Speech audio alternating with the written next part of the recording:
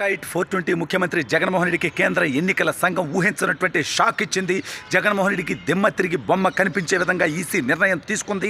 ఈ దెబ్బకి జగన్ ఓటమి ఖాయమైపోయింది. జగన్మోహన్ రెడ్డిపై నరేంద్ర మోడీ భారీ స్కెచ్ వేసి ఇరికించేశాడు. అసలు ఇంతకీ జగన్మోహన్ రెడ్డికి తగిలినటువంటి ఆ భారీ షాక్ ఏంటి, ఈసీ తీసుకున్నటువంటి సంచలన నిర్ణయం ఏంటి అనేది ఈ వీడియోలో వివరించబోయే ముందుగా ఇప్పటివరకు మన ఛానల్ సబ్స్క్రైబ్ చేయని వాళ్ళు ఖచ్చితంగా సబ్స్క్రైబ్ చేయండి, మరో 10 మందితో చేయించండి. ఇక విషయానికి వస్తే మన ముఖ్యమంత్రి జగన్మోహన్ రెడ్డిపై 32 కేసులు ఉన్నటువంటి విషయం 5 కోట్ల మంది ప్రజలకే తెలుసు. అయినప్పటికీ ఆ దౌర్భాగ్యుడు చెప్పినటువంటి అబద్ధ మాటలు నమ్మి అతనికి ఓటేసి గెలిపించి ఈ 5 సంవత్సరాలుగా నరకం అనిపిస్తున్నటువంటి పరిస్థితి నేపథ్యంలో ఈసారి అతను అడ్డగోలుగా వ్యవస్థలన్నీ మేనేజ్ చేసి చివరికి న్యాయ వ్యవస్థను కూడా కొనుగోలు చేయడానికి, న్యాయమూర్తులను కొనుగోలు చేయడానికి కూడా ప్రయత్నించినటువంటి నీచత్వం మనకు తెలుసు. ఇక ఎన్నికల సంఘాన్ని ప్రలోభపెట్టి దొంగ ఓట్లు పెట్టించి అదేవిధంగా తన మనుషుల ద్వారా ఎన్నికలు చేపించుకునేటువంటి ప్రయత్నం, గ్రామ వాలంటీర్లని, సచివాలయ ఉద్యోగుల్ని వాడుకొని ఎన్నికల్లో గెలుద్దామనేటువంటి నీచమైనటువంటి కుట్రకి జగన్మోహన్ రెడ్డి తెరలేపాడు. అయితే ఒకవైపు ఢిల్లీ వేదికగా ఆంధ్రప్రదేశ్కి సంబంధించి కీలకమైనటువంటి పరిణామాలు జరుగుతున్నాయనేది మనందరికీ తెలుసు.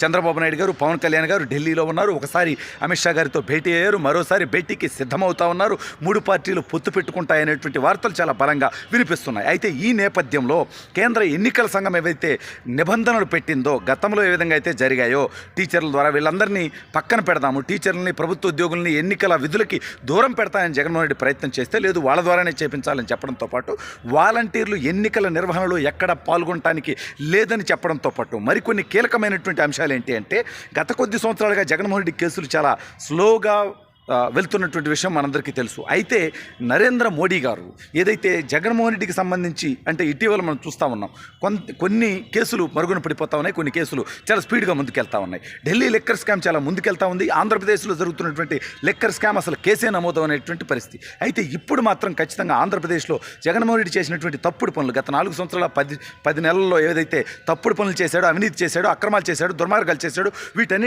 వీటన్నిటి మీద ఇంటెలిజెన్స్ ద్వారా నివేదిక తెప్పించుకొని జగన్మోహన్ రెడ్డి అండ్ కో మీద కేసులు నమోదు చేసి విచారణ వేగవంతం దిశగా అడుగులు పడుతున్నాయనేటువంటి వార్తలు వస్తుండడంతో వైసీపీలో వణుకు మొదలైపోయింది. ఎందుకంటే ఇన్నాళ్ళు వ్యవస్థలు మేనేజ్ చేయడం ద్వారా కేంద్రం యొక్క మద్దతుతోటి ఎన్నికల్లో గెలవాలనేటువంటి కుట్రపూరితమైనటువంటి ఆలోచనతో జగన్మోహన్ రెడ్డి ఉన్నాడు. ఎందుకంటే ప్రజలు అతనికి సహకరించడం తనకు తెలుసు, ప్రజారంజకంగా పరిపాలించలేదని అతనికి తెలుసు. కాబట్టే దొంగ ఓట్ల ద్వారా, లేకపోతే రౌడీజం ద్వారా, గుండాయిజం ద్వారా, పోలీసుల ద్వారా, ప్రభుత్వ అధికారుల ద్వారా మాత్రమే ఎన్నికలు గెలవాలని తప్ప ప్రజల ఓట్లతో గెలిచేటువంటి ఉద్దేశం జగన్మోహన్ రెడ్డికి లేదు.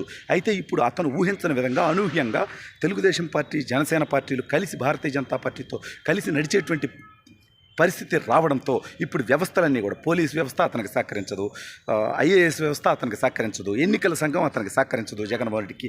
ఈ నేపథ్యంలో ఏం చేయాలో దిక్కుతోచనటువంటి స్థితిలో జగన్మోహన్ రెడ్డి ఉంటే, ఎన్నికల సంఘం కూడా జగన్మోహన్ రెడ్డి తన సొంత మనుషుల ద్వారా ఎన్నికలు చేసుకొని ఆ ఎన్నికల్లో కుట్రలు చేసి తద్వారా లబ్ధి పొందామనేటువంటి ఆలోచన చేస్తే వాటన్నిటికీ అడ్డుకట్ట వేస్తూ, సరే ఇప్పుడు ఎవరైతే రాజకీయ నాయకుల మీద కేసులు ఉన్నాయో, ప్రజాప్రతినిధుల మీద, వాటిని త్వరితగతిన విచారణ పూర్తి చేయాలనేటువంటి అంశం కూడా ఒకవైపు నలుగుతూ ఉంది. అటువంటి ఇప్పుడు జగన్మోహన్ రెడ్డి మీద ఉన్నటువంటి కేసుల్లో త్వరితగతిన విచారణ పూర్తయినా కూడా అతనికి శిక్ష పడిందంటే, అతను జైలు పాలయ్యాడంటే అసలు ఎన్నికల్లో పోటీ చేయడానికే అనర్హుడిగా మిగిలిపోయేటువంటి పరిస్థితి జగన్మోహన్ రెడ్డికి ఉంటుంది.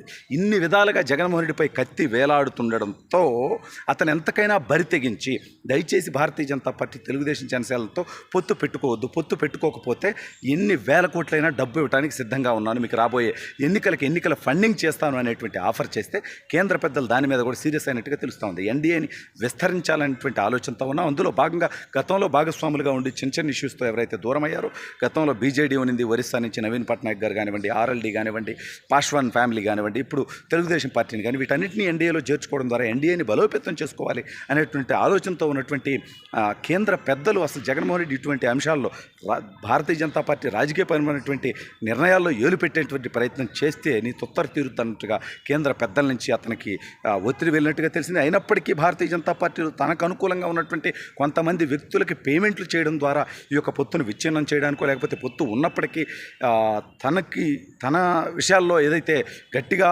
వ్యతిరేకిస్తారో అటువంటి వ్యక్తులకి సీట్లు రాకుండా ఉండటం కోసం, రఘురామకృష్ణరాజు గారు లాంటి వాళ్ళకి సీట్లు ఉండకూడదనేటువంటి కుట్రపూరితమైనటువంటి ఆలోచనలు కూడా జగన్మోహన్ రెడ్డి చేస్తున్నట్టుగా తెలుస్తోంది. అయితే ఇప్పుడు జగన్మోహన్ రెడ్డి గత 4 సంవత్సరాల 10 నెలల్లో చేసినటువంటి మద్యం మాఫియా మీద, లిక్కర్ దందా మీద ఈడీ ఎన్ఫోర్స్మెంట్ డైరెక్టరేట్ ఇప్పుడు కేసు నమోదు చేసి విచారిస్తుందనేటువంటి వార్తలు బయటికి రావడంతో ఒక్కసారిగా తాడేపల్లి కోటలో టెన్షన్ వాతావరణం నెలకొన్నట్టుగా తెలుస్తోంది. ఎందుకంటే వాళ్ళకి తెలుసు వాళ్ళు చేసినటువంటి డెకాయిట్ పని. గత 4 సంవత్సరాల 10 నెలలుగా డిజిటల్ పేమెంట్స్ కూడా లేకుండా, మొత్తం క్యాష్ పేమెంట్ తోటి లెక్క జమ లేకుండా, ట్యాక్సులు కూడా పే చేయకుండా వాళ్ళు చేసినటువంటి దోపిడీ, సొంత బ్రాండ్ల ద్వారా వాళ్ళు చేసినటువంటి దోపిడీ, తద్వారా ప్రజల ఆరోగ్యం సర్వనాశనం అవటం, వీటన్నిటి మీద పూర్తి స్థాయిలో విచారణ జరిగి నిజాలు బయటికి తీసేటువంటి పరిస్థితి కనుక ఉంటే ఖచ్చితంగా జగన్మోహన్ రెడ్డి తనతో పాటు అనేక మంది జైలు పాలయ్యేటువంటి పరిస్థితి ఉంటుంది. ఒకవైపు అందరూ కూడా పొత్తు గురించి ఉత్కంఠతో ఎదురు చూస్తుంటే, జగన్మోహన్ రెడ్డి మాత్రం ఈ పొత్తు తర్వాత తన మీద కేసుల విషయంలో కదలికి వస్తుందనేటువంటి భయంతో ఉన్నట్టుగా తెలుస్తోంది.